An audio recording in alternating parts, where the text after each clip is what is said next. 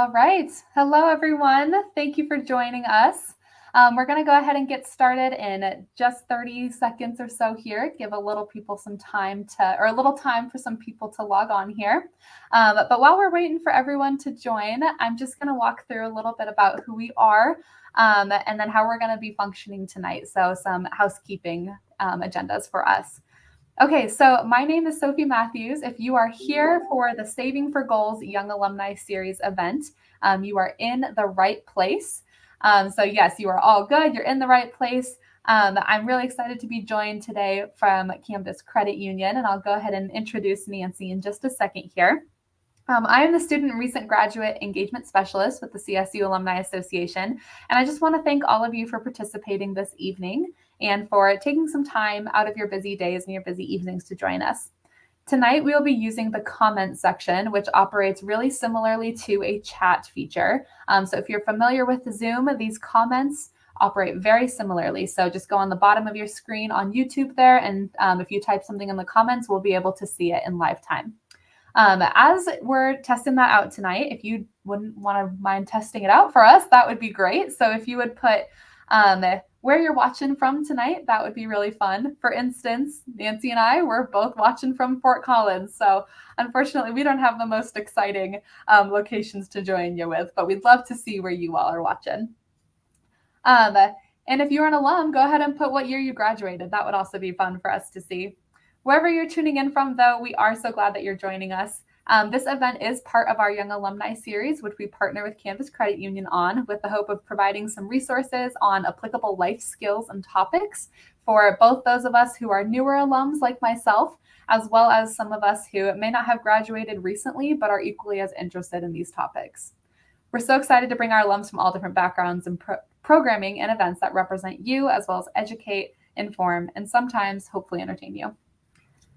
Awesome. All right. Well, we would like to also thank our CSU Alumni Association members for joining us tonight. Your membership does make events like these possible. And if you'd like to learn more about membership and explore all that the Alumni Association has to offer, you can find more about that on our website. And I'll go ahead and drop that in the comments as we begin the presentation. If you have any technical difficulties, please let us know via the comment section, and I will be in touch with you to help. This presentation today is recorded and will post immediately onto our YouTube channel after the event. So if you need to rewatch it or get caught up on anything, you can immediately do that right after this ends. And then we will also be sending out a survey later this week. And if you wouldn't mind filling that out with your feedback, we would greatly appreciate that as we continue to brainstorm and improve on Young Alumni programming. All right, and now I am excited to turn it over to our friend Nancy from Canvas Credit Union for the class today. Well, awesome. Thank you, Sophie. It's always fun to do these. So welcome to our seminar about saving for your financial goals. I'm Nancy Patton with Canvas Credit Union. Tonight, our goal is to give you specific tactics that you can take to make your financial goals happen. So thanks to the Alumni Association for partnering with Canvas on these personal financial education seminars. Here's how we're going to go about our conversation today. I always like to start with why. I'm a huge fan of Simon Sinek. We'll move on to discussing how, and then some thoughts about where to put your saved money. We'll go through 4 specific examples that have different timelines and different dollar amounts. And then we're going to end by sharing some resources that may be helpful as you're working on your financial goals. I'd love to have you use chat if you are comfortable sharing what your financial goal is. What made you tune in tonight? What do you have stirring around in your brain that is a financial goal that you want to be working on? Some of the common goals that we hear people express are to build an emergency fund, which is fabulous, and we will be talking about that tonight. Sometimes people want to save enough to pay off a specific debt. Maybe they have a credit card or a car loan or a student loan. Sometimes they're thinking ahead on a financial situation and they want to save up enough to get started on that. So like a vehicle down payment, a home down payment. And then some of us are looking for even larger dollar figures, longer time frames. It might include something like paying cash for a vehicle purchase. That down payment on a home can be a pretty big number. Maybe it's a college fund for your kiddos. And of course, the big one, enough money saved to retire. Based on the dollar amounts and the timelines that are involved, the method of achieving your financial goals is going to vary. But there are some really common concepts, and that's what we're going to talk about. First of all, just knowing your why is going to help you be successful. Thinking that you should have emergency savings, that's nice, but it's not very powerful. Knowing that you want to have emergency savings because you saw your friends struggle with bills and stress after they lost their job and they didn't have any savings to fall back on. Well, that's a more powerful reason to motivate you to have your own savings. And why are you saving for a home down payment? Because somebody told you to? No, it's because you're sick of hearing the upstairs neighbors fight, or the rent keeps going up every year. And you know what? You really want a purple wall in your bedroom and the landlord won't let you paint it. So knowing your why do you want to do this? What's your financial goal and why do you have that goal is really going to help set you up for success. And one other thought about why people save for goals is that the alternative is borrowing. And that comes with some negative consequences. So let's think about what the options are if we have this financial goal. The two big ways we can achieve a financial goal is to save up money or to borrow to achieve it.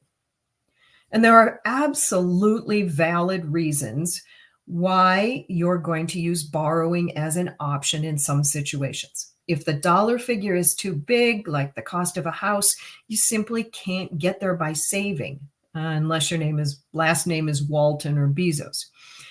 But for a lot of things, the advantages of saving instead of borrowing make that the way to go. So let's compare the two options. Saving does take planning and discipline and patience. You can make an original plan, but we all know life happens and you may need to tweak it. If you are investing in the stock market to see your financial growth, there are going to be ups and downs, and you're going to have to ride that out. Right now, savings rates at banks and credit unions are very good. 2 years ago, they were terrible. So you need patience. You need to watch what's going on in the economy. You need to keep up to date with what's happening. So for a lot of people, saving is more comfortable for their mental and emotional health and stress. Some people really don't like to be in debt. Let's talk for a minute about borrowing to achieve your financial goal. It can be expensive. If you have to put an emergency expense on a credit card, right now the average interest rate on credit cards is over 20%. A lot of credit cards are pushing 26, 28%. That's a lot of extra expense just to cover an unexpected emergency. Or maybe something great like a vacation that now costs way more than if you had saved up for that expense. You're really tempted to go on vacation and you put it on the card and then you have a big expense. Student loans can be a lifesaver to finish your education, but they can also be a real drain on your income if the job you get isn't paying very much. So we have to consider the benefit and the downside to borrowing to achieve our financial goals. And although you can borrow to buy a car or a home or education or vacation, borrowing in retirement when your income is limited can be very difficult or just plain unwise. So finally, I want to mention that another option can be to borrow from a family member instead of from a formal lender. But that comes with its own kind of uncomfortable feelings. So for a lot of people, saving is the way to go. And if you've decided that you want to save money to achieve your financial goal, we're going to suggest that you use this 3-step process. The first is really to figure out what you have to work with. Once you know that, the next is to create a SMART goal. I hope you're kind of familiar with those, but we'll talk more about those. And then finally, to use the concept of pay yourself first to make sure you're funding your plan. So let's look closer at each of these steps. It's hard to make a savings plan if you don't know what you're working with. How much is coming in? How much is going out? Are you okay with all the ways you're spending? Are there any changes you want to make? How much is left over? And you can start setting it aside for your goal. So you should have received a budget template and a net worth document as part of registering for this class. The budget template gives you a picture of your monthly money situation. The net worth document is a big picture look at all of your finances. What do you have as credits? What's an asset? What are the debts that you owe?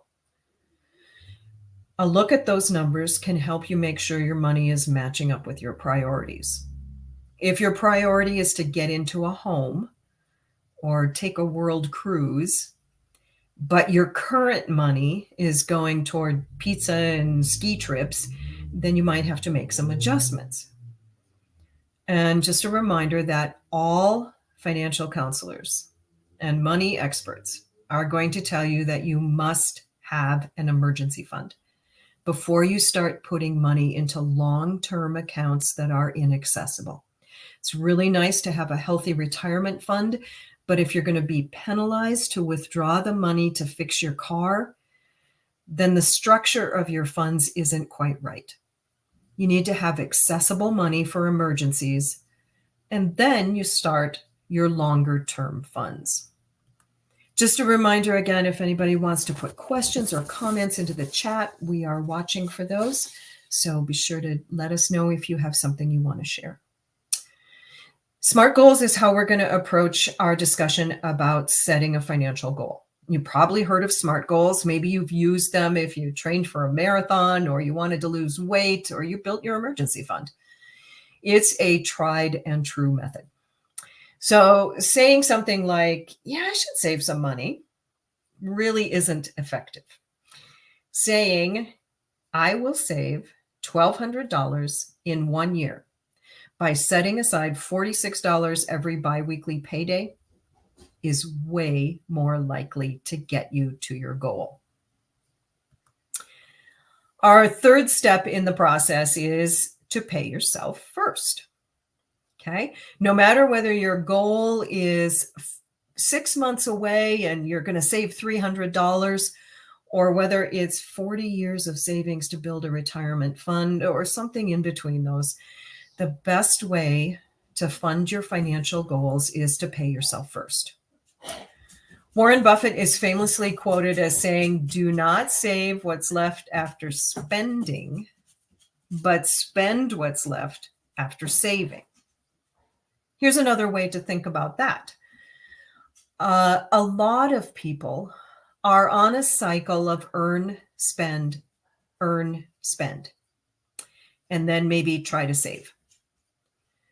But a better plan is to earn, save, and then spend. There are so many great ways to use automation to make this easier. I have a colleague who has our payroll department split her paycheck, and when she gets paid, the money goes into a couple different accounts. So I've got mine set up to move from my checking account to my savings account on payday automatically. Some people send part of their money to an account that they don't see. It's at a different credit union or bank so that it's building up without being a temptation. They're not seeing it all the time. And if you have an investment fund, you can set up automatic deposits into that fund. So far, we've talked about why saving for goals is important and how to create a savings plan. But now let's talk about where to put your savings to maximize your financial growth on that money. A really basic concept for success in achieving financial goals is to take advantage of compound interest. Einstein called compound interest the eighth wonder of the world. And the idea is that if you put money into a place where it earns interest, it will start to earn interest not just on the deposit, but also on the interest that it's earned. So this is a really simple example, but if you start with $500 and earn $10 of interest, then the next time interest pays out, it's going to be on 510, not your 500 original deposit. So by leaving the money there and letting interest be earned on what you started with plus interest every time it pays out, you grow your money faster. And another way to maximize this concept is to think about how much interest is being paid depending on the type of account the money is deposited in. So we've listed some different account types, different places you could put your savings. And depending on how quickly you want to use the money you're saving, one type of account may be better than another. So for example, if you're saving up and you know that in 3 months you're going to use that money to take a trip, then you need to be able to get to that money pretty soon. So you don't want it in a certificate of deposit or in a stock market account where there could be a penalty to take it out. If the money is for a home down payment and you're not going to need it for another 2 or 3 years, then maybe a certificate of deposit is going to earn more interest than having it just in a basic savings account. You can do research on how much different accounts pay, what their minimum deposit is, that kind of information, and it can make a huge difference on how quickly you build towards your goal. Banks and credit unions post this information on their websites. You can research what's the minimum deposit to get started. Are there any fees? Is there an agreement that I have to deposit more money every month? What are the rules that go with this account and how much is it paying out? So you'll notice that the first 3 account types that are listed on this slide, a basic savings account, a money market account, and a certificate of deposit, they all are protected by insurance funds at a bank or a credit union. When you have money invested in the stock market, the potential for higher earnings is there. But now you're not protected, and there's also a potential for losses. So you just have to know what's the best situation for what your goal is, what's your strategy.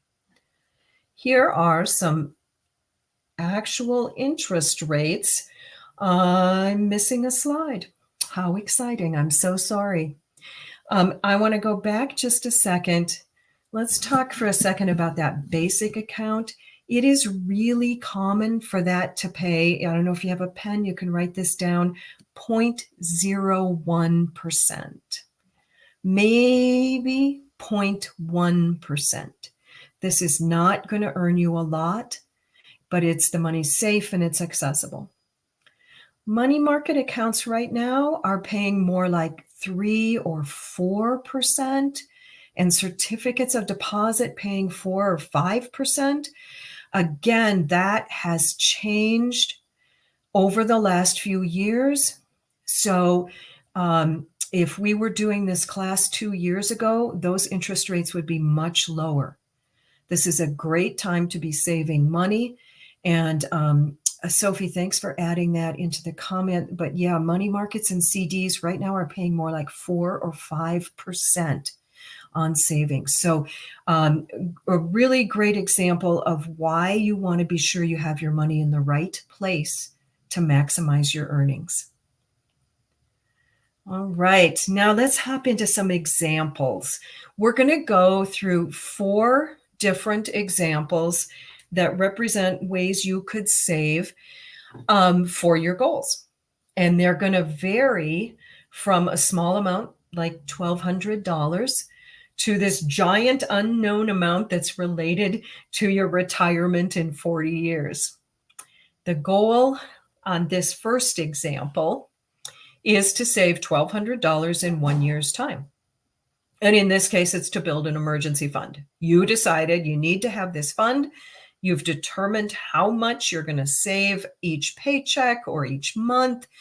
And it's easy to measure because you can see the specific amount in your savings account. So we made the goal be a SMART goal. It's a specific amount. It's measurable. How much is in the account right now? We made it attainable. If you'd said, I'm going to save $12,000 in a year, that might be unrealistic. If you said you were going to save $240, that's not impactful. You're not getting where you want to go in the right time frame. So what can you manage? And in this case, we figured it out. A lot of people get paid biweekly. If you get paid on a monthly basis, you'd figure it out that way. But a very practical step, this is how much it's going to take every paycheck moving over to my savings account. And then there's a comment there, what if there's 2 of us who are contributing to this fund? Do we split the amount we're contributing, or do we try for a bigger savings goal? I really feel like the most important part of a SMART goal is actually the relevant, the why of your goal.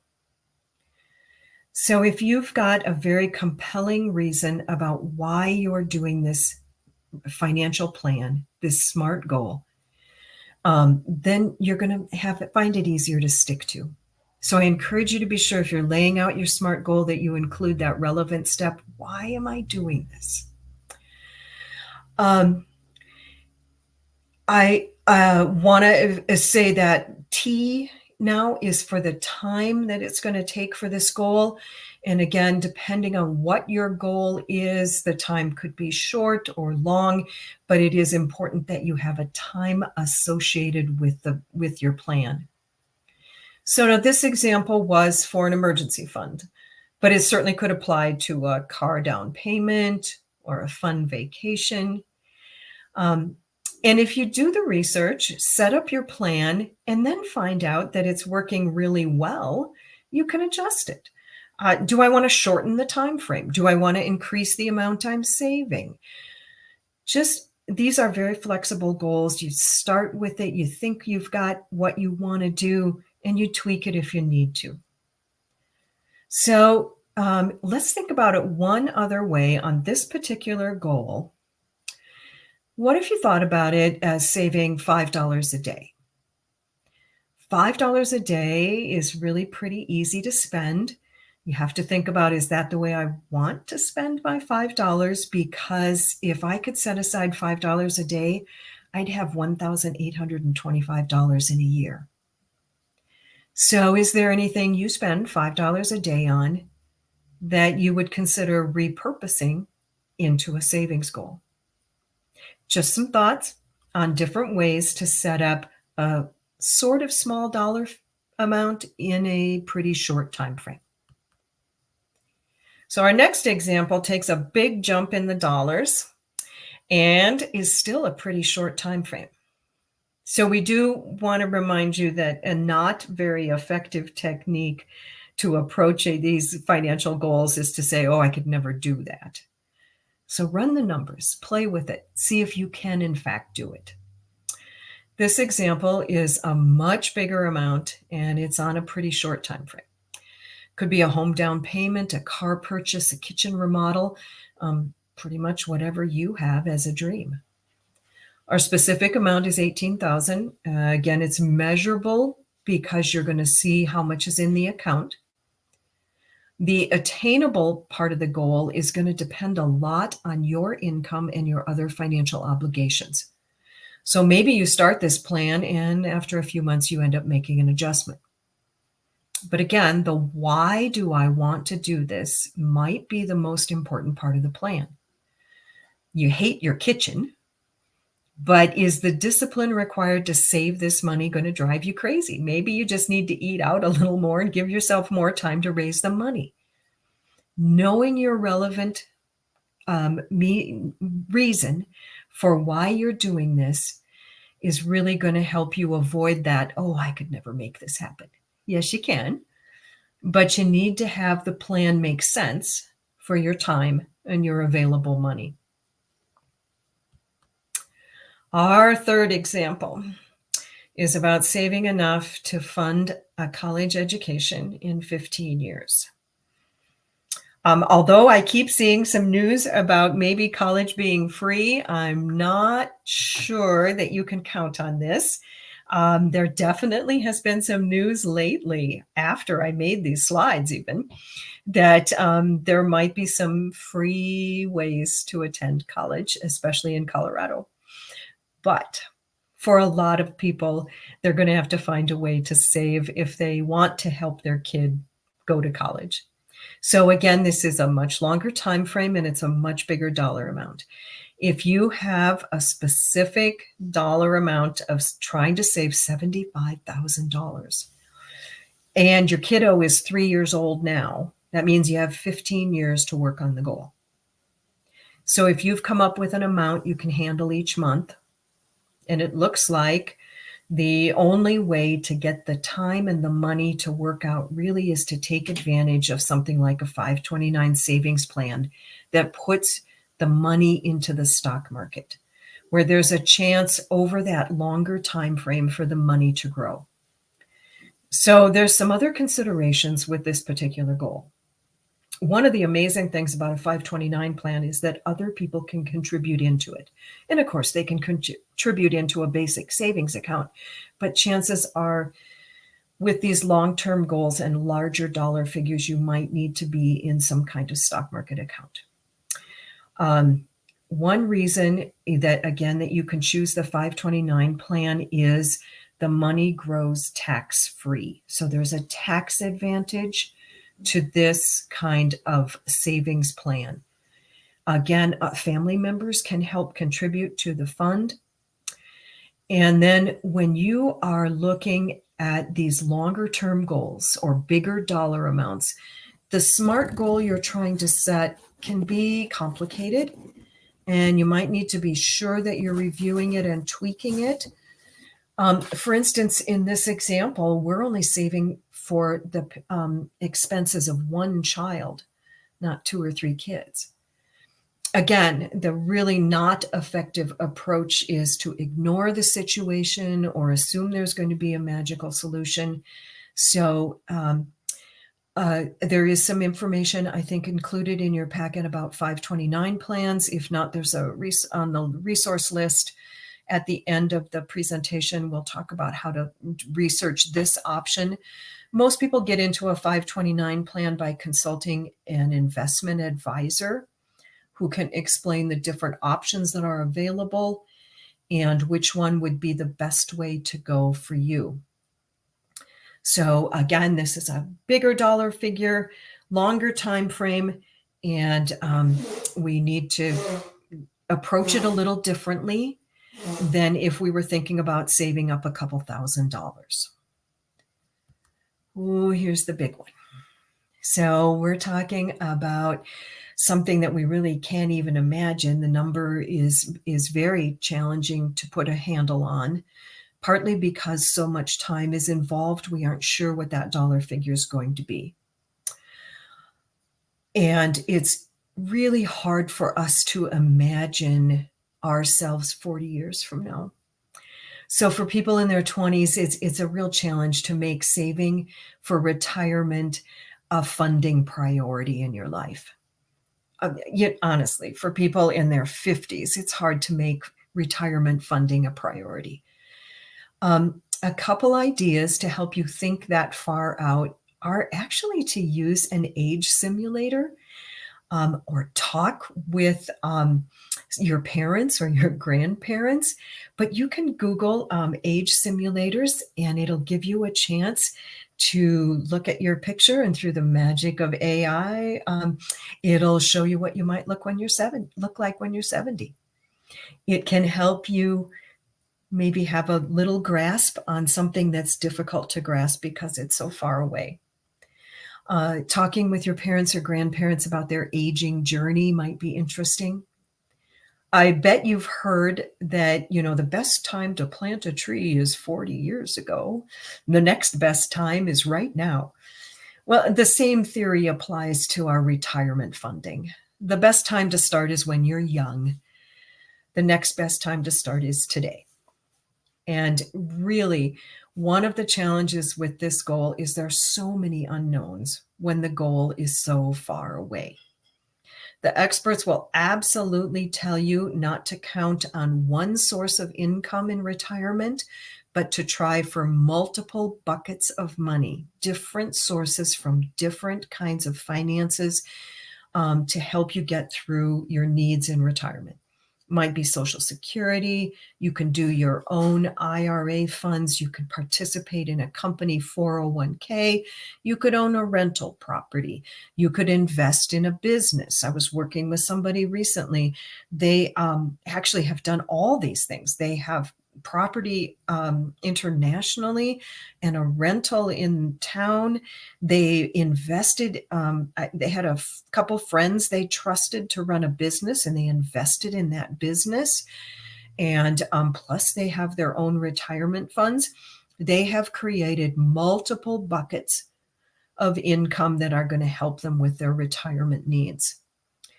And again, one of the really one of the best tools in looking at these long-term goals is compound interest. So let's take a look at how that might work on one of these long-time investments. I'm sure you've heard it, but don't put off investing. The more time your investments have for potential growth, the better off you'll be. And waiting too long really makes it tricky to catch up. Compounding is your friend. It means you're going to earn interest on that interest that you earn on your original investment. So this chart is just one of many that shows an example of the same concept. You start young, you invest a certain amount, you expect a certain return on that. And because you started young, you end up with so much more than if you started later and don't have the ability to let that compounding magic happen. So it's never too late. Don't be discouraged if you're a little further along the timeline than starting at 20. But we really are trying to illustrate the importance of acting sooner rather than later with these long-term financial goals. There are a couple other things I want to point out about this concept of retirement income. And partly because this is just so difficult to grasp, but a lot of people are increasingly concerned about how this is going to fit into their life. So just some really basic thoughts here. Anytime there are employer matching funds, you want to take advantage of that. If they're helping you with a pension, if they're helping you with a 401k, if you work in the public sector, it might be called something different, but you're putting in money and the company is putting in money. Take advantage of that. If you haven't done an investment fund through your company before, you might not be aware of the vesting concept. So vesting means that your employer is putting in money, but most of that money put in by the employer isn't going to be available to you unless you stay for a certain amount of time. So you will always have the ability to get your own money that you have put into a retirement fund with your employer, but the matching money that they're giving might require more time on the job before that money is released to you. That's called vesting. And if you're starting with a new company, you're going to want to make sure, are they matching funds, and what's the vesting schedule? How long will I have to work before those funds are available to me? A lot of people have discovered that a health savings account can be an amazing resource for funding healthcare needs. There are some terrific benefits that go with having a health savings account. Now, you have to be in a high deductible insurance plan. So, as you're working with your employer, if that's how you're getting your health care, do they offer a high deductible plan? Based on your health needs, is that a good fit for you? And if so, can you get a health savings account where that money is going to grow, and it grows tax-free, and then you can spend it on medical expenses? And it's sometimes employers match money going into the health savings account. So if you're getting started with a new company and they offer a high deductible insurance plan, you might look into it and see if it's a good fit for your medical history and what you're planning to do. But it can actually help you with future costs. Of course, there's the option of funding your own retirement money. Those are individual retirement accounts. It's individual. It's just for you. You have lots of different ways you can set those up. IRAs can be tied to the stock market. They can be tied to a very safe savings account. Lots of different places that the money can sit and grow, but it's intended to be for the future. It's not a savings account that you dip into to make your car repair, but you can fund your own IRAs. We strongly encourage that you find an investment advisor that you trust if you are ready to start investing in some of these longer term products. Banks and credit unions often have an investment advisor on staff. If you just talk around with your colleagues a little, you'll probably can get some input on who is trusted or recommended to be a financial advisor. You'll need to ask some questions. Financial advisors get paid. How do they get paid? It depends on who they are and who they're associated with. So you'll want to ask some great questions. You know, how long have you been in business? Do you specialize in only really large estate money?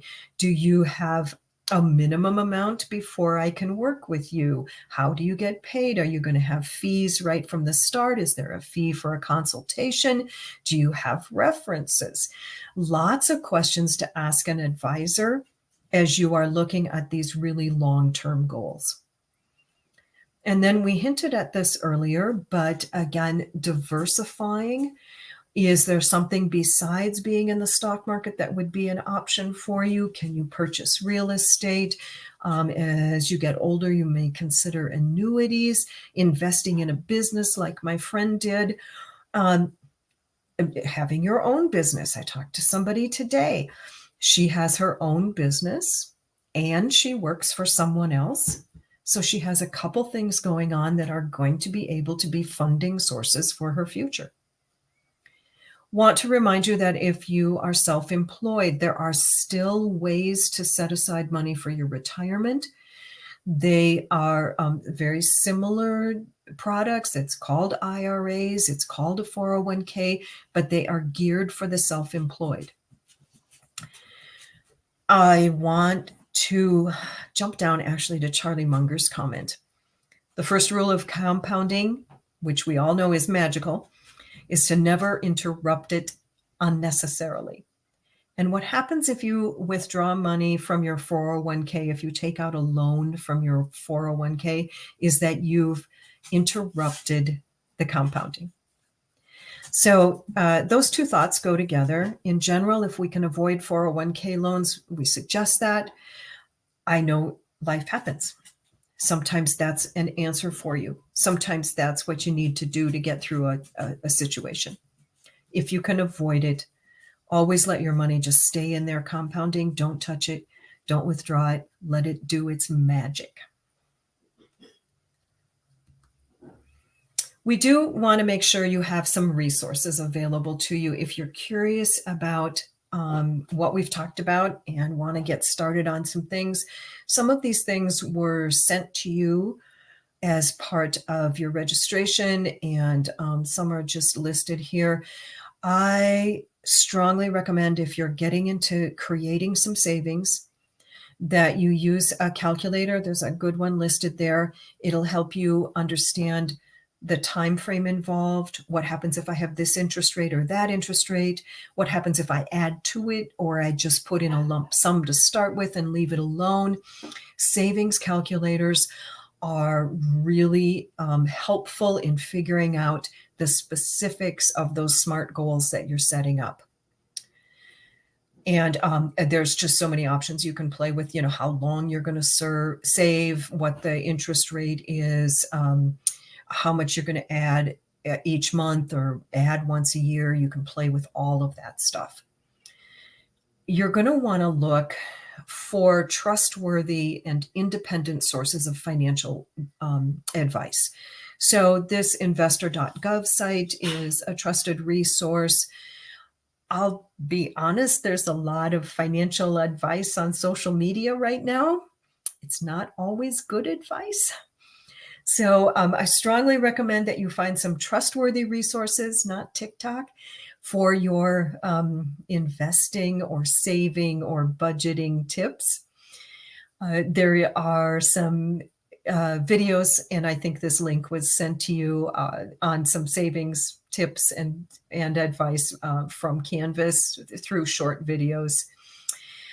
And then as well, a lot of the classes that we've taught through the Alumni Association are available on the CSU Alumni website. And you can go back and watch videos that have been about investment topics, about buying a home. We've covered lots of different topics over the last year, and you can find those on the Alumni website. There's information here about Canvas advisors, but again, finding a trusted advisor that you can work with, ask around, do some research, talk to some people, find somebody that you trust and that you understand and relate to. There's a lot of information on this whole 529 plan in the IRS publication. It's publication 970. And the reason 529 plans are called 529 plans is because there's section 529 of the IRS code. But the IRS website is going to have the most accurate information on 529 plans and what's going on with those. Again, you can work with an investment advisor if you have questions about that. And then the budget template, the net worth statement, a SMART goal worksheet, and one of the things I included was a family conversation page. If you're getting started on financial goals, if you're thinking about how you're going to use your money for big stuff, you need to probably have a conversation if there's anyone else involved in the saving and spending of money in your household. So there's a worksheet there that helps you figure out, how do I feel about this? How do you feel about that? Well, I think we should do this. Well, that's crazy. So let's talk about it and figure it out. But it has some specific questions you can ask to get the conversation going. Can't leave without giving you some action steps. So for right now, probably the most important thing for anyone's financial life is to have emergency savings. It will get you through challenges. It will set you up so you can make other future plans. If that needs to be your first SMART goal, is to get an emergency fund, please do that. A lot of people aim for whatever their rent or mortgage payment is, even $1,000, that $1,200 amount, as a starting point on an emergency fund. And then the experts are going to suggest that you have 3 months of expenses set aside. It can be an intimidating number. That's where that SMART goal comes in handy to figure out how you're going to get there. But building that emergency fund is critically important. And then having a SMART goal for what's your next dream. You've got the emergency fund. Now what? What's my next plan?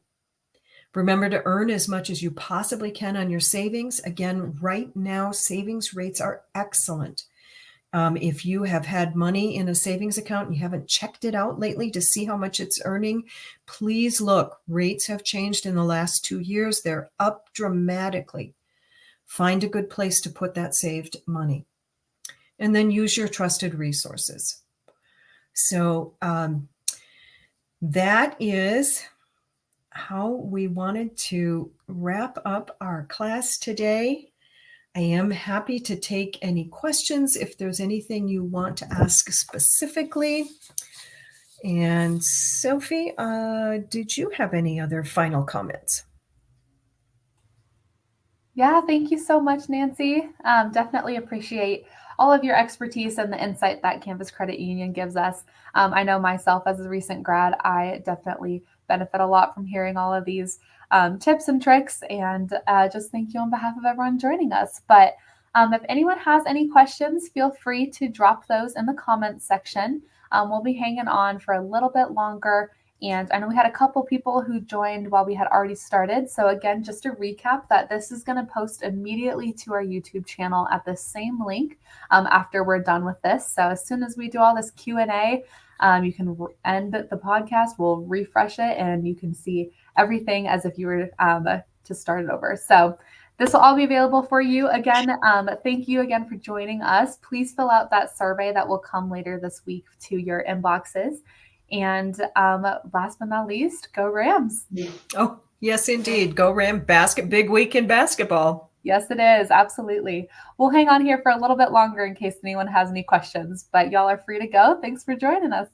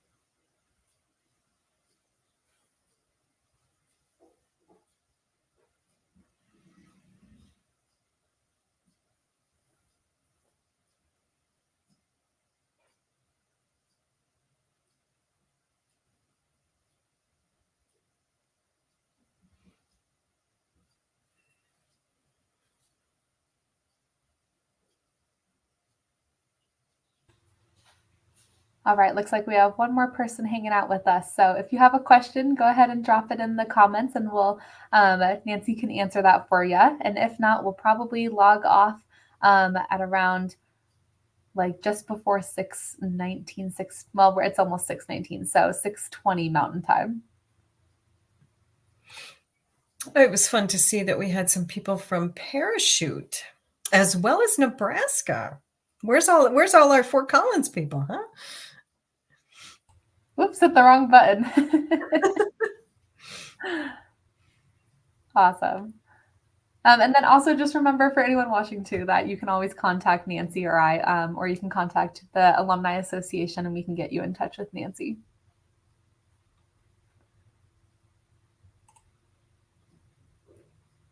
All right, I think we're going to call it. If anyone has any questions, yeah, feel free to reach out to us, and have a great rest of your night. Go Rams.